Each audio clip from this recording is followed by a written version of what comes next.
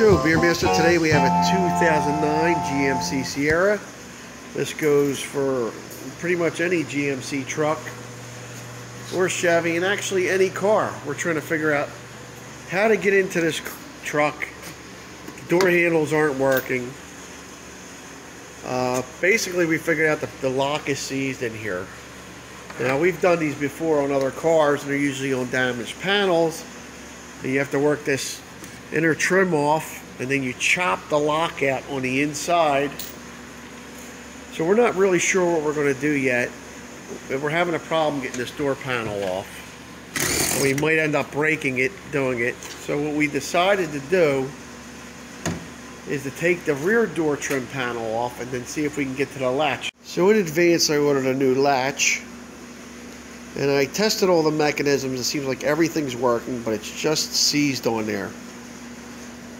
Alright, so why that happened I don't know, but it is seized. So we've also reached down in there with rods and all and tried to get the lock free. It looks like everything's working, but it's just seized on there. We even squirted oil in there to hope it would free it up, and that's not working. So like I said before, normally we get these door panels off, and then we have to get in there and take the glass out or take the tracks out and then chop the lock, and it actually could cause a lot of damage to the door. It could be a problem.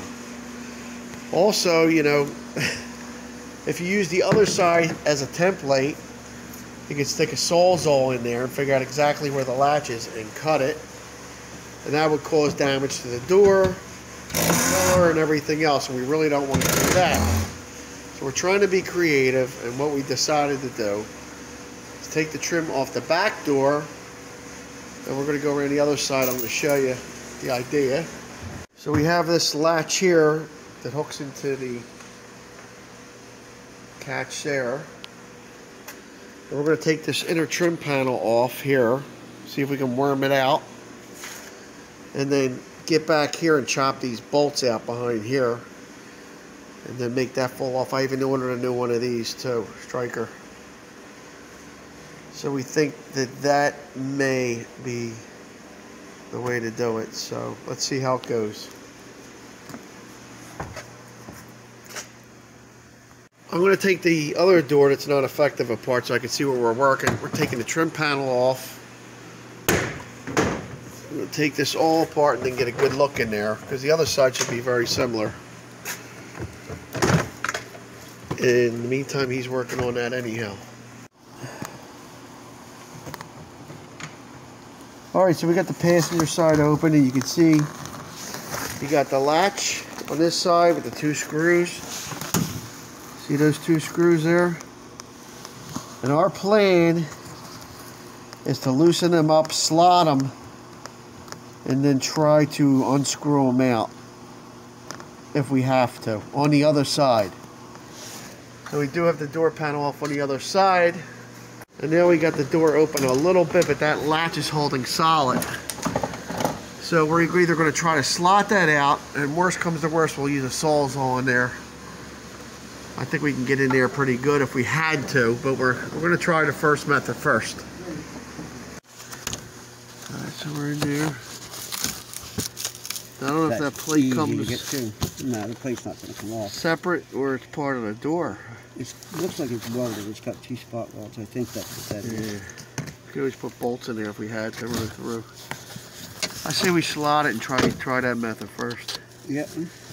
Let's get a They're not. No, wait a minute. Wow. Maybe we could just, if we slot them. Get the. We can slot or try to use a vice grip. Get a whiz wheel and undo them. All right. I think that's going to be our trick. All right, so we got it apart. We did slot the screws, and then the screws broke apart.